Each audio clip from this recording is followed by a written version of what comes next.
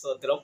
கிறிஸ்துவுக்குள் அன்பான சகோதர சகோதரிகளே, உங்கள் அனைவருக்கும் என் அன்பின் வாழ்த்துக்களை தெரிவித்துக் கொள்கிறேன். நான் குழந்தையாய் இருக்கும் பொழுது எனக்கு அநேக நண்பர்கள் உண்டு. நான் பள்ளியில் படிக்கும் பொழுதும் எனக்கு அநேக நண்பர்கள் உண்டு. நான் கல்லூரியில் படிக்கும் போதும் அநேக நண்பர்கள் உண்டு. நான் ஸ்கூலில் டீச்சராக இருக்கும் பொழுதும் எனக்கு அநேக நண்பர்கள் உண்டு. ஸோ நான் என்னுடைய வேலை ஸ்தலத்திலையும் அநேக நண்பர்கள் உண்டு. ஊழிய ஸ்தலத்திலையும் அநேக நண்பர்கள் உண்டு.